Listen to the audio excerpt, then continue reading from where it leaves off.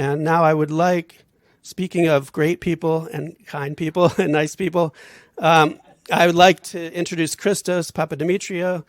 I'm really, really thrilled and honored that he agreed to come and speak to us for this event.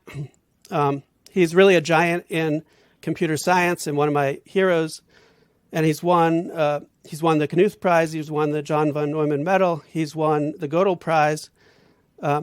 He's a fellow of the ACM, fellow of National Academy of Engineering, member of National Academy of Sciences and American Academy of Arts and Sciences. He's also a longtime friend and has served a lot at Dymax. He was on one of the original boards for Dymax. And so I have this email from Christos to Fred from 1997, giving his evaluation of how well Dymax is doing in research. He's written 5 textbooks, many technical articles on many topics. He co-founded my field, algorithmic game theory, introducing the first worst case analysis of worst case equilibria and the price of anarchy. As a grad student, he settled the complexity of Euclidean travel and salesman problem, and then much more recently settled it for Nash equilibrium. And he has 8 honorary doctorates in addition to his PhD at Princeton. He's also a novelist. He's written 3 novels, one of which is Logicomics, a graphic novel. I have a copy here. This one's personally special to me. I got a copy when it first came out, and my younger daughter's kind of interested in graphic novels, so I started reading it to her. It's not a kid's book, but she was 8 at the time. But so I glossed over some of the more adult type issues, but she found it fascinating, and I kept reading it I think there was probably a year or so where she wanted to read this every night at night. And for some reason, she got really interested in the barbershop paradox. So I think I still have a bookmark on that page. We kept going back to the barbershop paradox and rereading it. So this one is special to me, and I have a few copies. So Christos has graciously agreed to sign some copies. So he'll sign mine for my daughter. So thank you. But he also, and a few of you have said they would want a copy already. But if anyone else wants a signed copy of Logicomics, I have a few copies, so let me know. So with that, I would love to have Christos come up and we can get started on his talk on brain computation. Excellent. So thank you very much. I'm delighted to be here. I have been involved with Dymax. During pivotal times of my career in the 90s, Dymax was the game in my field. Okay, and I owe much to Dymax, and of course I have been. I have a long history of collaborations with MSR. So thanks. These are 2 amazing groups to mix. Okay, so I'm glad to help. One question that is probably in your mind is, why would a computer scientist work on the brain? Okay, and you're right. And you're right. Computer scientists work on other things, right? And we did for the longest time. Okay, so for the first 6 decades of our field, we worked on the computer. Okay, we were obsessed with the computer, right? We were so obsessed with the computer that we made the mistake of naming our discipline out of it. Okay? It's in retrospect, it's very strange that such a large group of intelligent adults was so stuck up with the computer. But we were. Okay, I was. Okay, so we thought it was amazing. So we understood computation like was never understood before. So these were 60 long years of incredible work, very creative work. We solved problems that it was very databases, compilers. That it was major intellectual and engineering feats. And then, of course, it all ended, because what happened is that the internet came, okay, and immediately we realized that that was the whole point. Okay, you know that the computer was the gadget that brought us the internet, and this is what we are interested in. And of course, you know, so when we focused on the internet, sort of, you know, our mind wandered. Okay, because I mean, no, it's easy when you are doing, basically.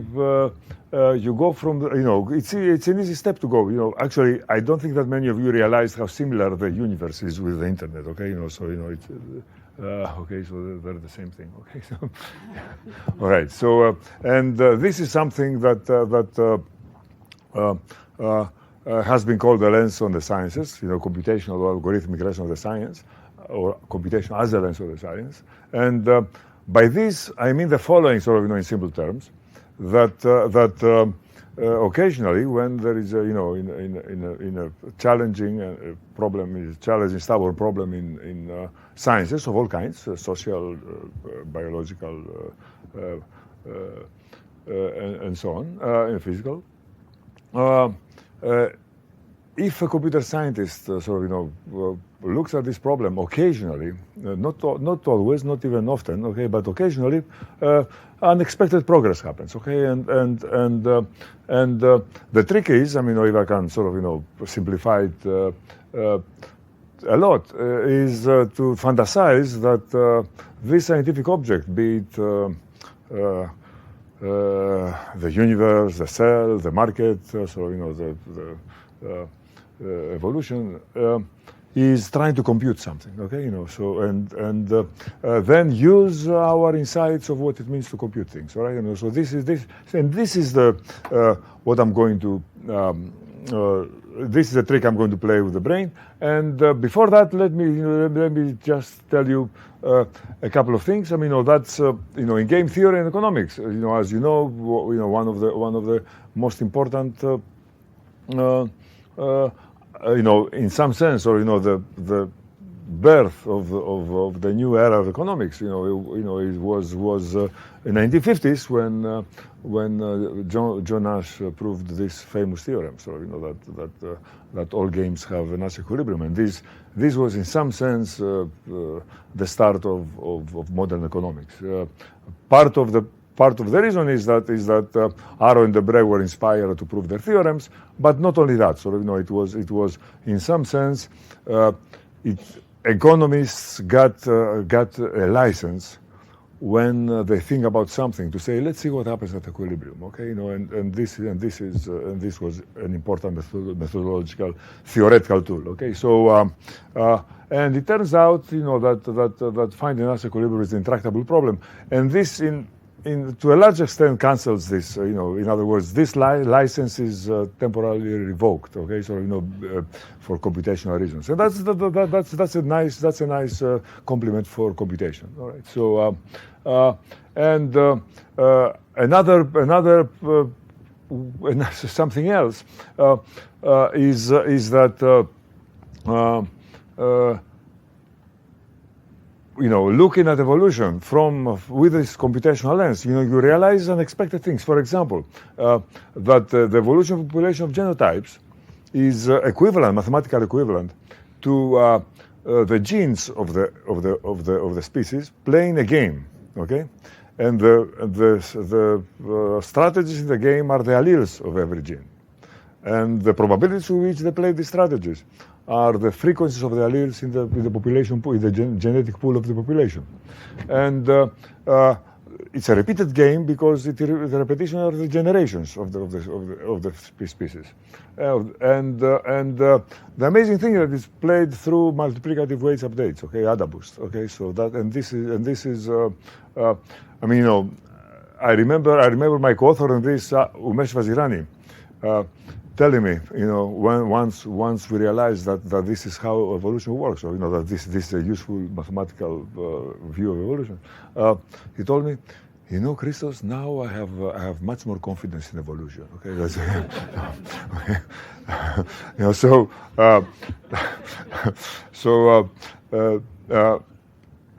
another thing that you get out of this, or you know, if you know, just by applying convex programming duality, you see something very interesting, that every gene in every generation, what it optimizes is a trade-off between cumulative fitness and allele entropy. So in other words, diversity of the population, genetic diversity, is one of the things that are being explicitly optimized during evolution. Okay, so these are all things, these are all insights that were just a few equations away from the standard mathematics, population genetic mathematics. But sort of, it took computer scientists sort of, to get to them. Frankly, so this is the question that I'm interested in. Okay, how does the mind, how does behavior, cognition, intelligence, language? Okay, how do these things come from molecules, cells, synapses, wet stuff? Okay, so the way I see it, the way I visualize this question is like I call it the sunset from the brain from the Berkeley Hills question, in the following sense that every time I see this, and I had the opportunity to see it many times in the past, what comes to my mind is, why isn't everybody stop what they're doing? Okay, and come here to see this, right? So when you work on the brain, really, so you look at other people, you say, wow, strange, they're working on other stuff. Okay, okay. About 5 years ago, with Santosh Vempala, we decided to seriously look at this problem.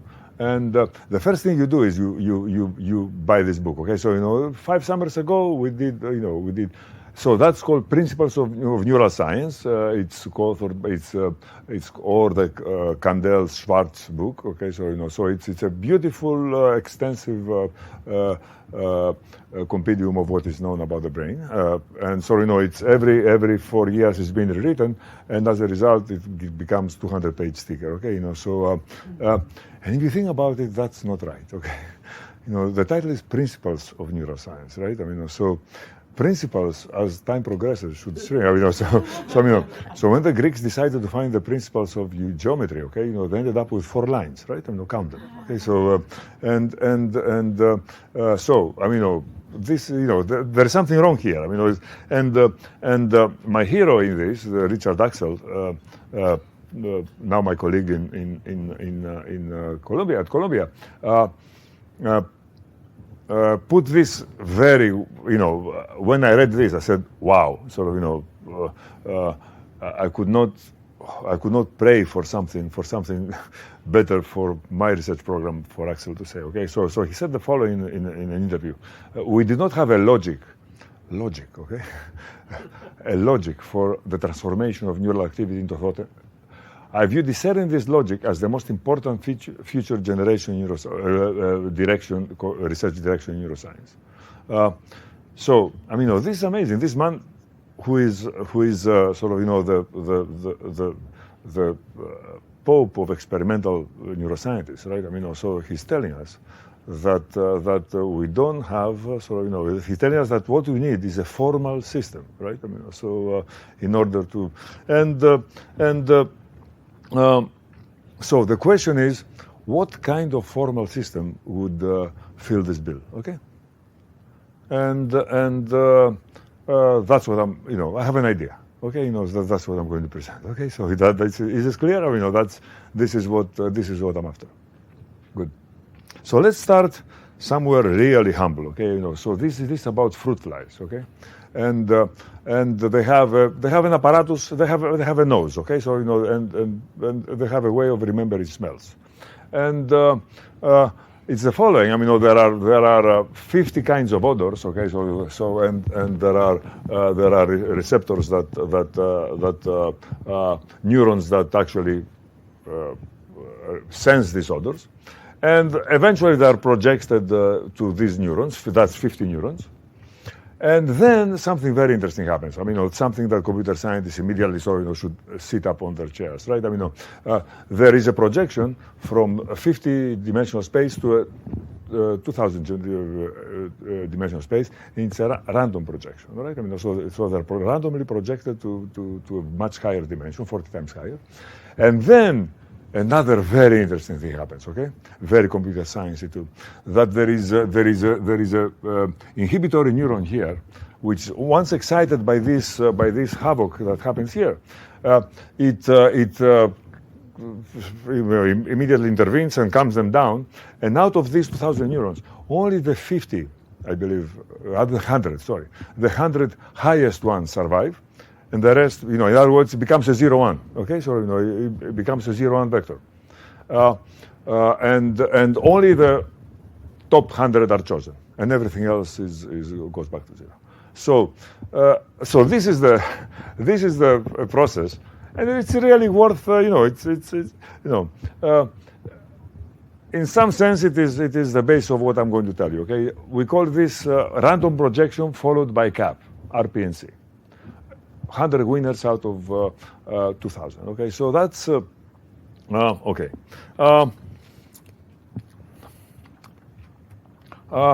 Okay, interesting question. How do you know that this is a random bipartite graph? Okay, and you're not going to believe this. Okay, but 6 years ago, this man Axel did it. Okay, created this bipartite graph. So this is the Genesis matrix. Okay.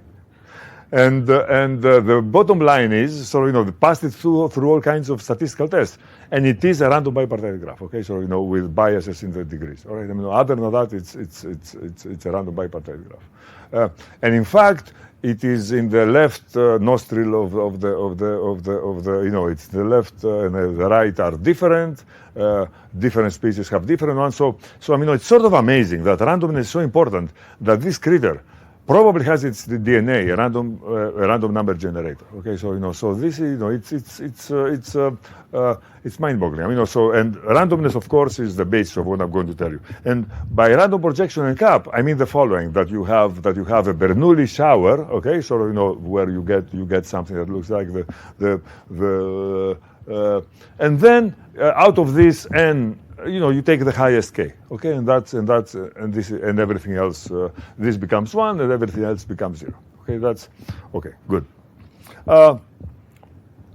So one amazing thing that was Dasgupta, Sanjoy Dasgupta and a couple of neuroscientist authors from San Diego, they wrote a very interesting paper 3 years ago that basically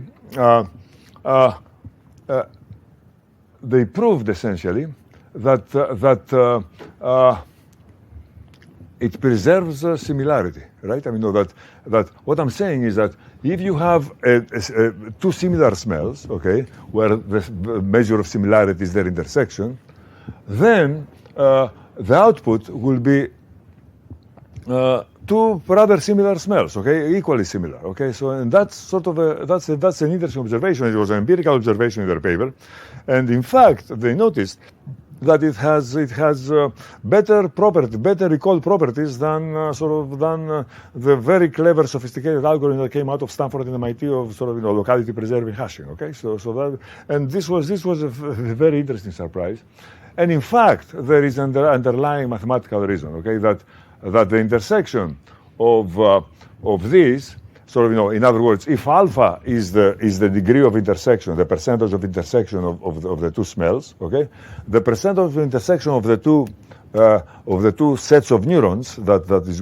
going to record them is this, okay, and this looks like a very nonlinear function, except that for the values of n and k for the fly, it turns out that it's very linear, okay, so that, okay.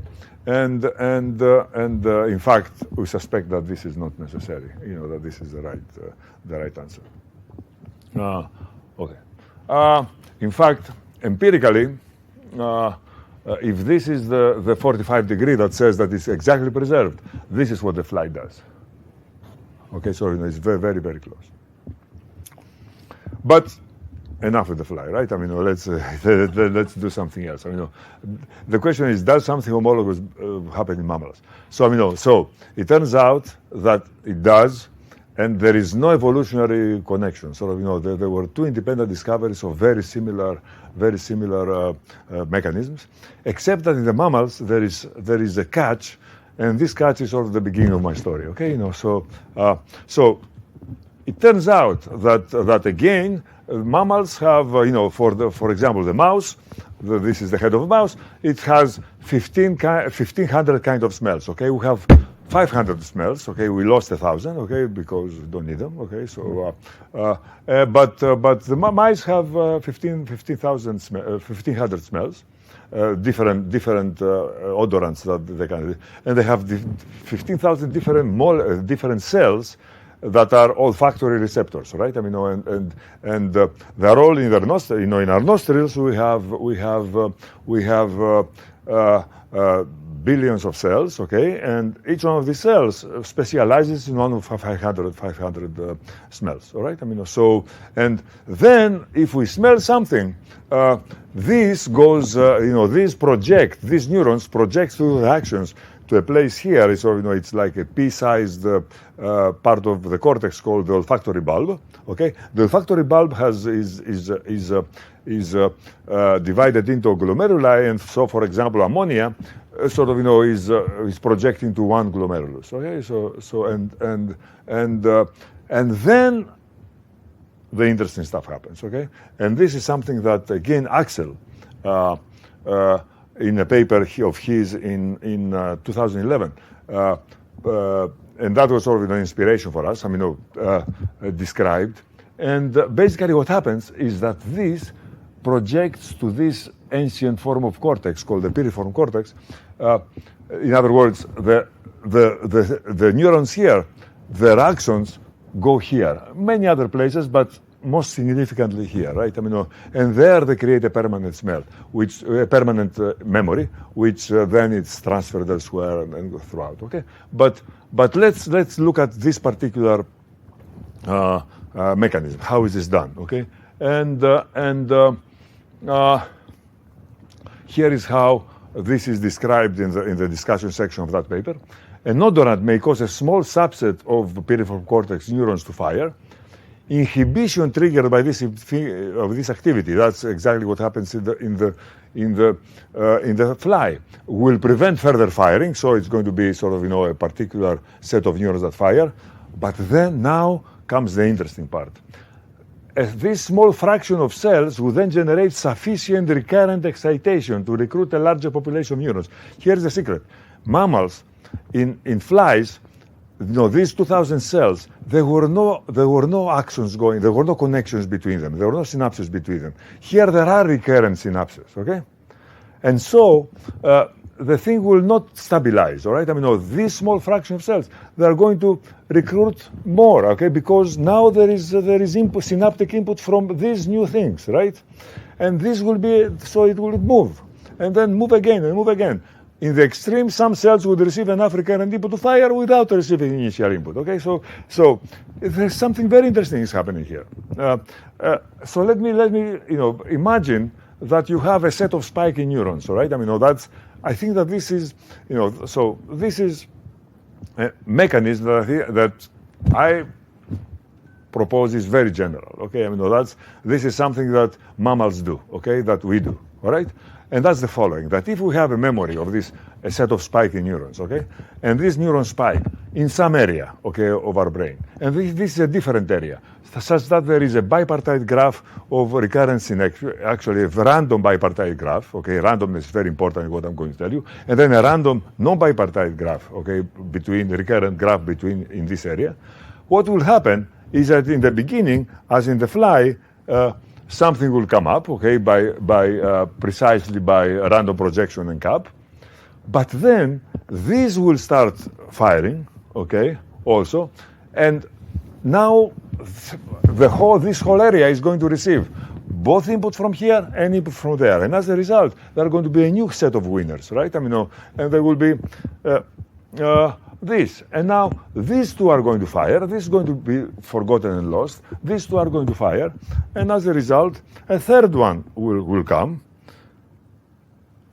Okay, and so on. Okay, so the crucial question is: will this converge? So is there is there a stable memory going to be formed? And it turns out that. And also, does it reverse similarity? Before telling you the results, just a little suspense. Let me tell you that maybe this is one of the most interesting parts of what we are doing. We have a model of the brain, okay? Sort of ambitious and silly as it sounds, right? I mean, so you imagine that you have a finite number of brain regions. Each contains n neurons. Inhibition means that in each one of these regions, only k out of n, and think of k as square root of n, fire, okay? Some pairs of areas are connected by directed BNP graphs, okay, bipartite random graphs. And all of them are connected recurrently by directed GMP. Okay? And that's the model. Okay, nothing else, all right? I mean, the question is, what computation can be done in this model? Okay, that's what I'm asking.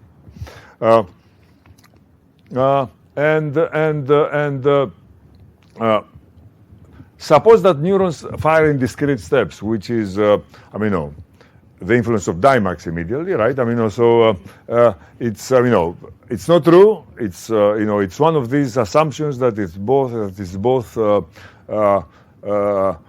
extremely useful and productive, and also indefensible. Okay, but they don't fire. But suppose they do. They are selected by random projection and cap. We assume that these arrows can be enabled and disabled.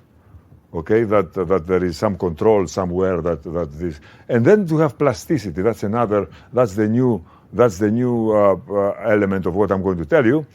If from neuron I to neuron J, either in the same area or in downstream area, I fires, and in the next step J fires, the weight of IJ is multiplied by something. Okay, I mean, it gets increased, and then you have homeostasis, forgetting, and so on. But these don't interfere with our. But this is the model of our model of the brain, and incidentally, when I say a model of the brain, a lot of people have been have mathematical models of the brain.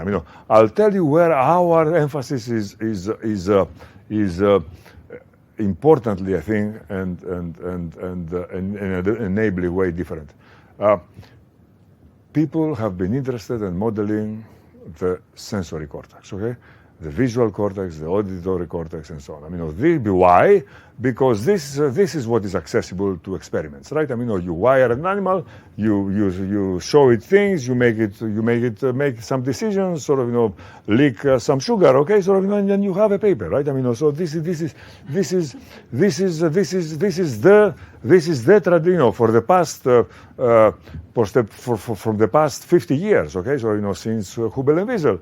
This is the bread and butter of all neuroscience. Okay, so I am more interested, first of all, in the human brain, and I'm more interested in something that is, it only has an old-fashioned term, because it's not the beloved subject of anybody. It's called the association cortex. Okay, it means anything that is beyond senses. Okay. If you wish, it starts from the hippocampus and later. In other words, that's the inner life of our brain. Okay, so if I'm interested in thinking about language, storytelling, reasoning, planning, and so on, this is what I'm interested in. Okay, so that's and it's pitifully little studied. Okay, so the parameters are suppose that every one of this area has about 10 million excitatory neurons. That inhibition brings it to the square root of that. Imagine that the probability of connection is about 1 in 1,000, and the increase because of plasticity is 1.1. Okay, so this is the ballpark figures that I'm interested in. That's in 3 dimensions. Sorry? Is this a 2-dimensional? There's no geometry. There's no geometry, so it's yeah. But of course, I'm thinking of it as a yes, right. It's a graph. So there are 3 ideas: randomness, selection, what I call the random projection in the cap, and plasticity. Okay, these are the three forces. All right, that I'm interested in. Okay, and everything I'll tell you. So the theorem is the following: the process that I showed you does converge exponentially fast with high probability, and the total number of cells involved, which is a measure of how slowly to converge, is if beta is bigger than beta star, which is this value, so it's about 0.15, then it converges very fast. Otherwise, it still converges as long as beta is not zero. Okay, so plasticity turns out, and if you think about it, it's not surprising. Plasticity helps convergence, right? I mean, that because plasticity is stability. Okay, if these things have been firing, then we help them a little more, and therefore they're going to keep firing. Okay, and they're going to be stable. Good. And here are our simulations and so on. Okay, so the result of such projection, let's call it an assembly. It's not a set of K neurons in a brain area whose firing in a pattern is tantamount to our thinking of a particular memory, concept, name, word, episode, etc. Okay, so it's not my idea. Okay, this is, in other words, that's nothing new, right? I mean, everybody believes that. I mean, so the extent to which they think it's the key to how the brain works differs. But everybody believes that roughly this is what's happening, okay? Hebb proposed it 70 years ago. Now, it has been, they have been chased by people who were interested in them. Then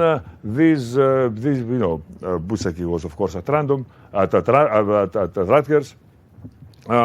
When he discovered this, I mean, they discovered they saw them, okay, and there are many now. They are sort of they are basically what we do that is novel is we use them in a way that sort of had not been anticipated, had not been sort of systematically worked out before. And we have there are our group with a group in Austria. Sort of we have simulations that really not in our model, which is very schematic, but sort of in a very biologically accurate model. We know that they exist. And by the way, you remember the concept of a grandmother cell, okay? Basically, a cell, a neuron that encodes your grandmother's image, right? I don't know how many of you have heard of it. I mean, it used to be like a folklore, neuroscience folklore, right? They have a grandmother cell. Actually, this, if you think about it, this cannot happen, because if your grandmother was a cell, there would be no grandmother, right? I mean, because a cell cannot do anything, right? I mean, a cell has no power. I mean, only big gangs of cells have power, okay? I mean, so really it's a grandmother assembly, right? I mean, nowadays it's not called grandmother cell, it's called Jennifer Aniston cell, okay? Or concept cells, right? So because in the 90s they caught somebody whose cell was firing only when he saw a picture of Jennifer Aniston or even heard the voice of Jennifer Aniston and so on. Okay, so incidentally, by the way, after my talk, you'll have not only Jennifer Aniston cells, but you're going to have Jennifer Aniston cells. Think about it, but don't go that way. Okay. Okay. So let's go back to I'm in the business of trying to understand computation in the brain. The question is, what is the right level? Okay, molecules, of course, computation happens at the molecular level. Spiked in neurons and synapses, yes, definitely. Okay, and people have been pursuing these two levels forever. People will tell you that the real computation happens in the dendrites. Okay, in other words, where the axons meet. The presynaptic axons meet the postsynaptic neuron. That's where the computation happens, because they have many meeting points, and God knows how the whole effect is calculated, right? Is it additive, multiplicative, max, or what? So it's a whole computation tree. And yes, I mean, a lot of computation happens in the dendrites as well. Okay, and then there is whole brain computation. I mean, that's very useful in cognitive science, where basically they do some experiments. And then they say, you see, so the subject's brain is as if it executed this program, right? I mean, so these are all useful, but the question is, there is something in between that is missing, right? I mean, and let's remember again what the man said, right? I mean, that we need the logic. I mean, I think that the logic that Axel is looking for lives there, okay? So here is my bet. Okay, so here is what we are thinking. That we call it assembly hypothesis. That there is an intermediate level of brain computation. It's implicated in carrying the higher cognitive functions of humans, such as reasoning. It's also important for animals, but but it will be sort of a waste of our time to focus on non-human animals, right? Reasoning, planning, language, storytelling, math, music. Okay, so science. Okay, it's implicated in the good things. Assemblies are its basic representation, its main data structure, its main data type. Okay, and the question is, what are the fundamental operations? Right? We have to come up with fundamental operations, the basic operations. And by the way, it's not like it should not be an idle exercise, sort of saying, well, let's see, perhaps assemblies, have addition, multiplication, Boolean function. It should be. Operation must be useful and plausible. When I say useful, it means that it should explain an experiment. Otherwise, why have it? And plausible means that you have to convince yourself that eventually it can be implemented by neurons and synapses. Okay, because otherwise it's not something that you should venture with. Okay. All right. So.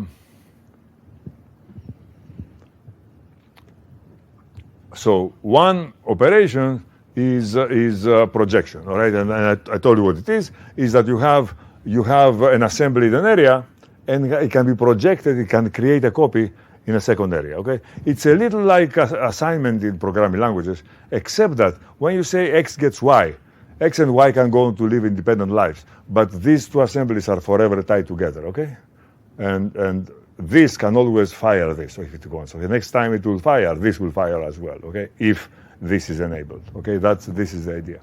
All right, so other operations, it turns out that two assemblies may be associated by sharing cells, okay?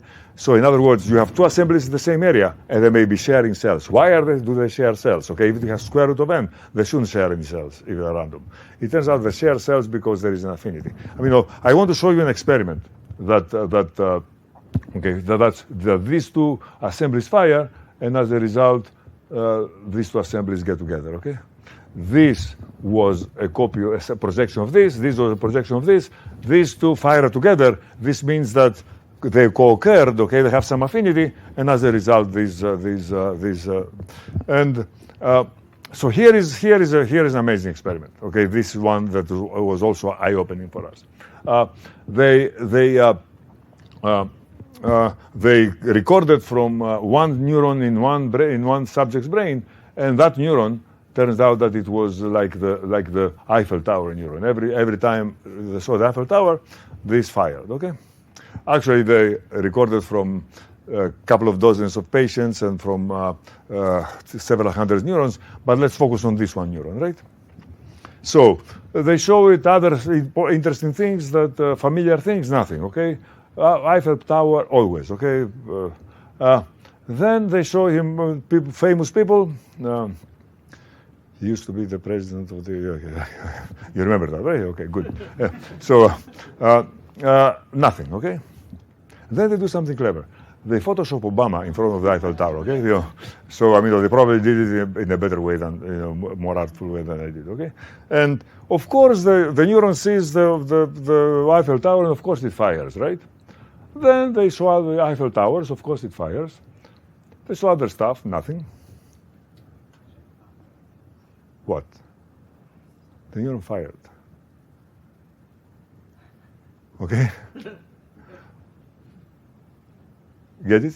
So this patient learned that Obama has been to the Eiffel Tower. Okay? So and you discover this experimentally. Okay? This is, amazing. Okay? And it's, and the only plausible explanation is the previous picture, right? That the Obama and that this neuron was in the Eiffel assembly, but not in the Obama assembly, okay? And because the Obama and Eiffel co-occurred, it jumped to the Obama assembly, right? I mean, so now it's both in the Eiffel Tower and the Obama assembly. Okay, the intersection increased, and I mean, the intersection increases, it becomes something like 10% from zero, where it should be. And association preserved under projection, yes. So association is projected. So once they're associated, now if they are projected to different area, they're still going to be associated. Okay. So does that association happen right away, or is there a learning process? This one happens in the it happens as I showed you, I think. Okay, and we showed we can show by math that if you have two sets of neurons, two sets of nodes in a graph, so in a random graph, and they fire together, then their projections will come closer. Okay, these are all things that we can prove. All right, so that's good. So here is another operation, merge. Okay, it's more complicated. Basically, assemblies X and Y from different areas project to create one assembly area, A, call it Z. In another area, call it this new assembly Z, and this and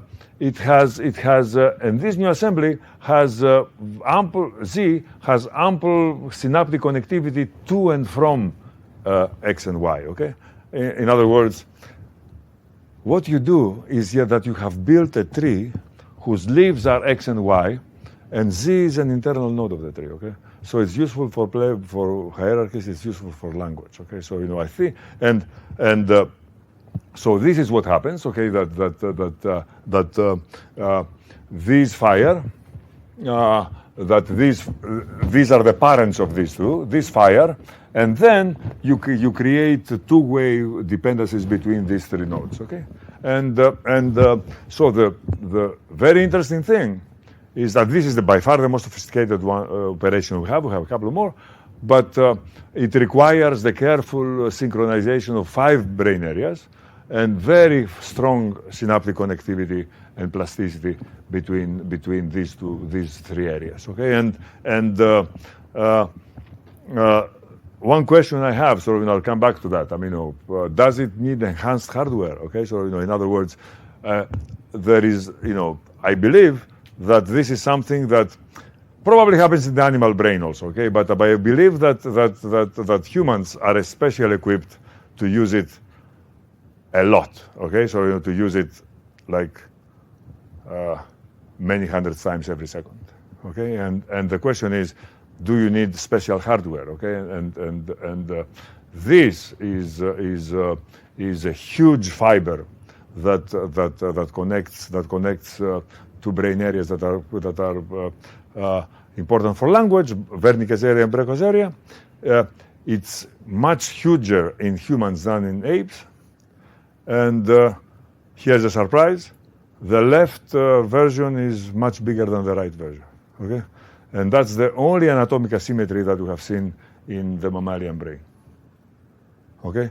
So something is happening here, okay? But you don't know what it is. Okay, so good. So the assembly operations are these. Okay, so there are some control operations which we need. Okay.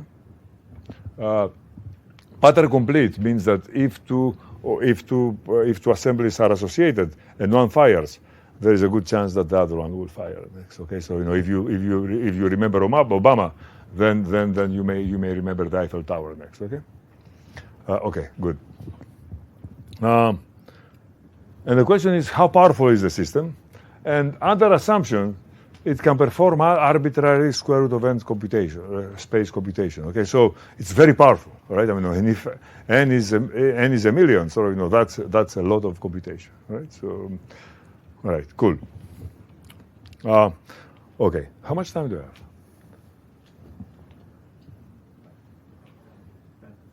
Okay, cool. Okay, excellent.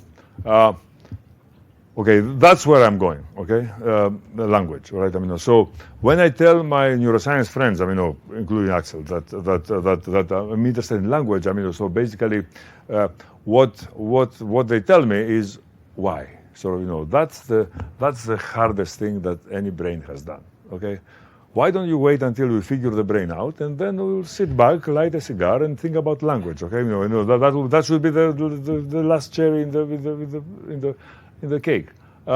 And I don't think so. Okay, I think that language is an immense opportunity, because, our brain reflects the environment, but this environment was created by us. Okay, we have not evolved since language. Okay.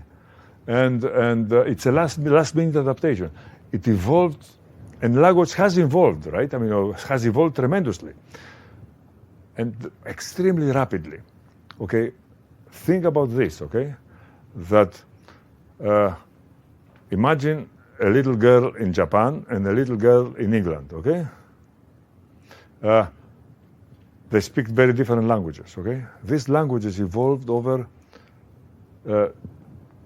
4,000 mothers, grandmothers, and so on, okay? 2,000 mothers ago, they were speaking the same language, okay? So, so Japanese and English, okay, their difference was mediated by 4,000 mothers, okay? And that's remarkable, okay? And this says that language has adapted a lot, okay? And has adapted to what? I think it has adapted to our brain, okay? Languages are supposed to be easily teachable by mothers to babies, okay? And I believe that it's an invaluable lens for studying the brain. And in fact, there is an incredible number of recent experiments. So let me show you another experiment. That's David Peppel in NYU. Okay, so a wonderful, cognitive scientist, neuroscience, experimental neuroscientist. So here is his experiment. He read, in a very neutral voice, at 4 hertz, for a second. This is precisely the frequency with which I'm speaking now. Okay, so it's amazing. Everywhere in the world, everybody speaks at 4 hertz. Okay, people think that syllable is not a linguistic concept, but a brain concept, a neuroscientific concept. Okay, so what happens is that they read this nonsense sequence of words. Okay. And what happens then they record from everywhere by many technologies, different technologies. What you get, you take the Fourier analysis, you get a peak at 4 hertz, okay? Because 4 times a second, your brain has to say, what on earth does this mean, okay? So and there is activity for this, and it's recorded. So no surprises here. Then Peppel did something clever, right? So he repeated the experiment, except that every 4 words, they make sense, okay? Okay? And guess what? All right? So, of course, you have to, every 4 times a second, you have to recognize a word. But 1 time every second, you have to say, hey, a sentence, okay? And that's apparently a different part of the brain. And twice every second, you say a phrase. Okay? Because basically, what I think happens is this. Right? That's, to me, a parsimonious explanation of this experiment. I remember having lunch with Chris Manning 2 years ago. And at some point, I was overcome by temptation. And I turned to him and looked at him in the eye. I told him, for the love of God, Chris, do we have trees in our brain? Okay? and he came back immediately. Of course you do. Okay, so and Chris Manning is among the computational linguists, the one who would be least inclined to say that. So I think we have trees in our brain. Okay, the Peppel experiment came later. Okay, so here is another experiment. They read to subjects things like the ball hit the track and the track hit the ball. Different areas of the superior temporal gyrus responded to track in the 2 sentences. Okay, so there is a special area for object and a special area for subject, and I'm sure a special area for verb. Okay, and not only that, but the first area also responded the track was hit by the ball. So, in other words, what our brain does not have an area for object, but has an area for deep object, okay? In other words, it says here, forget the passive, the stupid passive voice maneuver, okay? The track is the object here, not the subject, okay? So, I mean, this is something that Chomsky would not like, okay? But it's there. And another one, so, the completion of phrases and especially of sentences lights up parts of Broca's area. So here is Wernicke's area. Here is Broca's area. These two, and this is the Arcuate Fasciculus. Okay, this is the huge bundle of nerves that I told you before, and it joins the two. You want to hear something amazing? This bundle of nerves, this big fiber, becomes myelinated, which means becomes ready for use at the 20th month of the baby's life, exactly when sentences are beginning to form. Okay, these are sort of amazing data. Okay, so these are incredibly. It's very tempting to do ridiculous speculation. Okay, so here is one way that I'm interested in how sentences. I think parsing is an interesting problem, but it's really a reverse engineering of generation. Generation is an interesting problem. The real problem in language is when you see this, what do you do? Okay, how do you record this as a fact? Okay, and basically what you do is you probably look for the verb first, and once you find it, you project it to Wernicke's area. Then you find maybe the subject and you project it. Then you find maybe the object and you project it, and then you create a merge between kick and ball, and you call this verb phrase, and then you create a sentence which is boy kicks ball. Okay. So what I'm saying is that there is a wild speculation that you can make about how this is done using assemblies, and that agrees with everything, with the experimental data that we have about language in the brain. Okay, so ultimately, I don't know how many of you know the story, but the people who discovered, the founders of neuroscience were an Italian and Spanish scientist called Camillo Golgi and Santiago Ramon y Cajal. They both sought at the same time the neuron. Okay, so using a technology that Golgi had created, and then they disagreed. They departed company at the time. Okay, because basically Golgi said, okay, what I see here is a network. Okay, this is called a reticulism, right? That network theory, that the brain is a network. Okay, there are some dense masses here, but who cares? Obviously the brain is a network. Okay, and we have to study the network. Whereas Golgi said, Ramon y Cajal said, this is the neuron, folks, and you should spend the next 100 years studying the neuron. Okay, they completely disagreed, and they had a epic fight at the Nobel Prize ceremony. Okay, but the question is, who was right? Okay, and of course it's obvious now that they were both right. Okay, and they were both wrong to reject so vehemently the opposing view.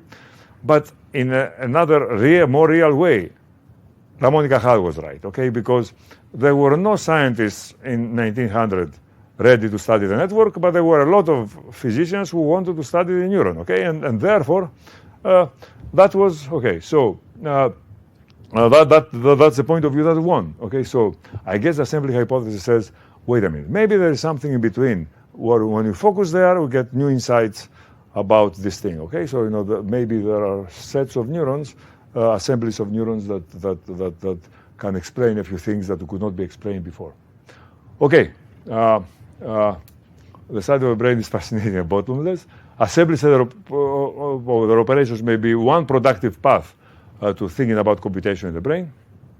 Are they the seat of Axel's logic? Okay, so we don't know how assemblies learn and predict, okay? And this, unless we nail that, the theory is incomplete.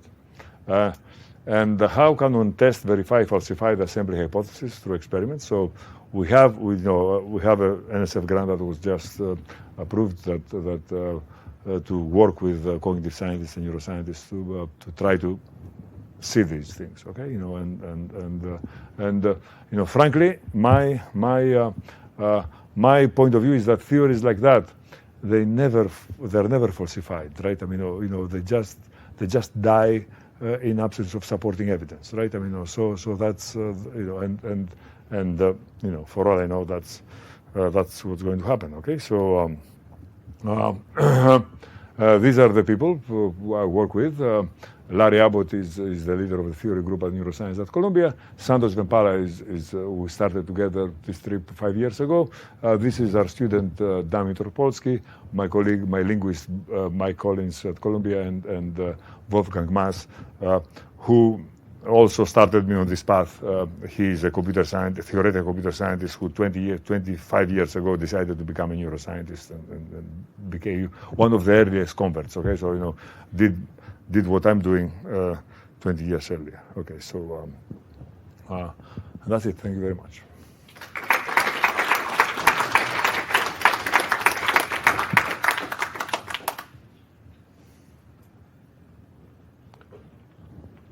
So, with your language, other mammals also have language. No, I disagree. So whales communicate, right? Yeah. So by language, I mean something very specific. Okay, and chimpanzees have warning cries and so on, right? I mean, language is something that is grammar, recursion,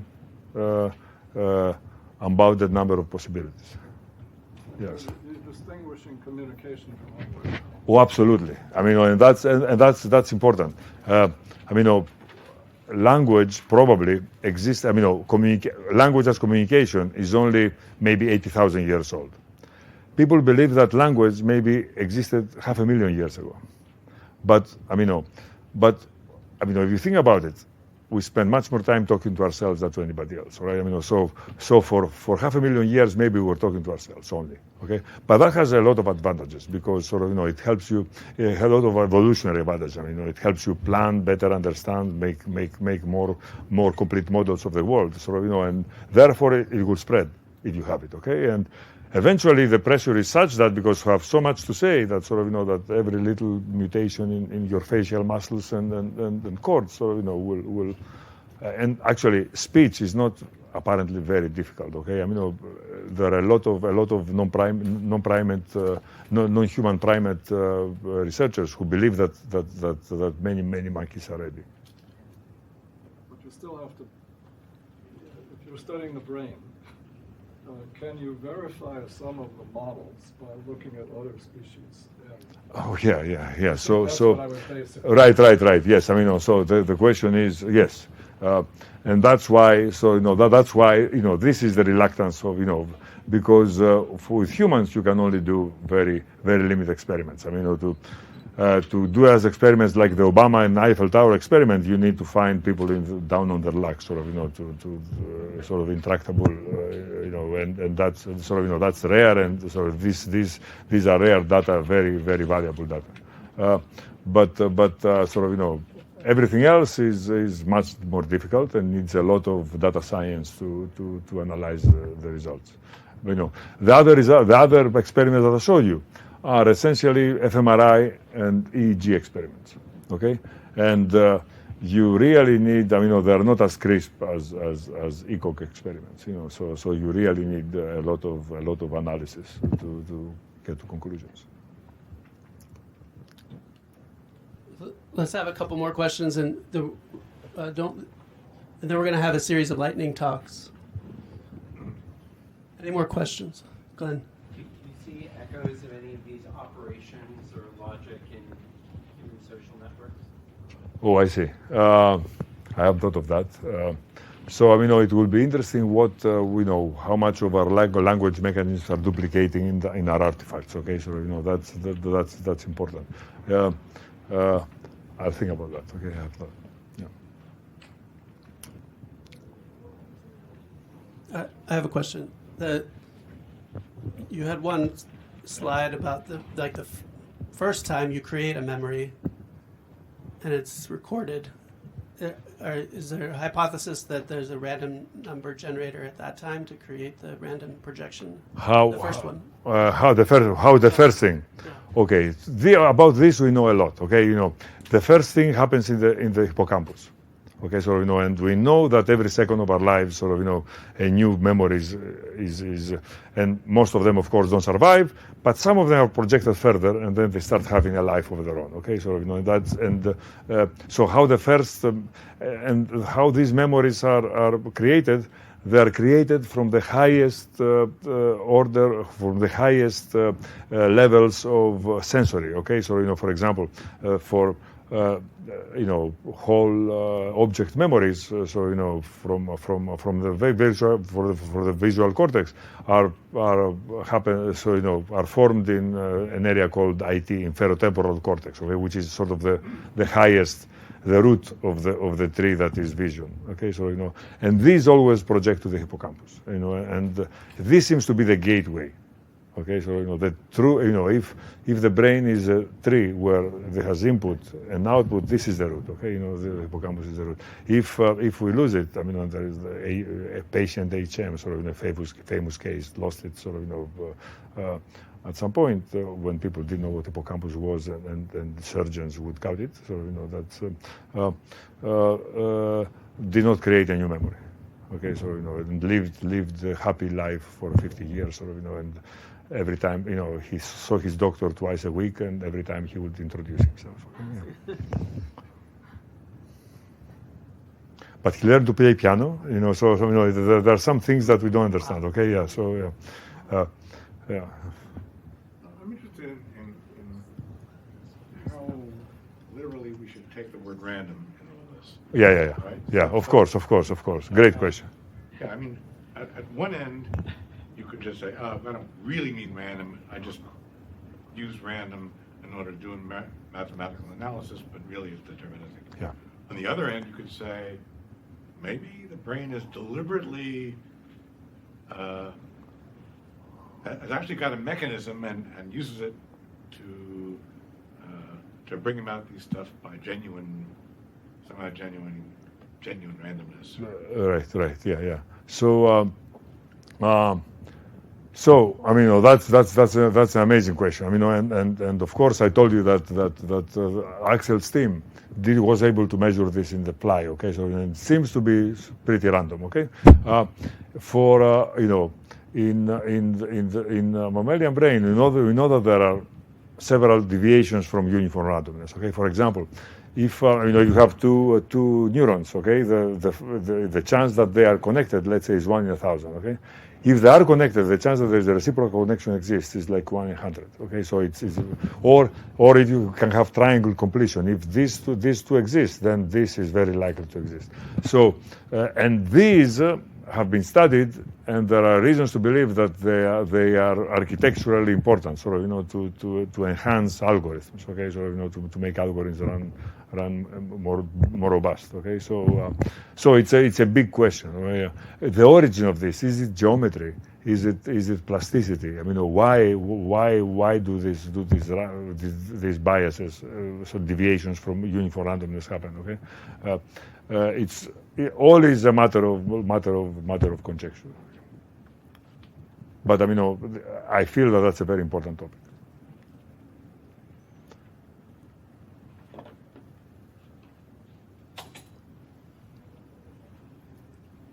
Okay, great. Thank you so much, Christos.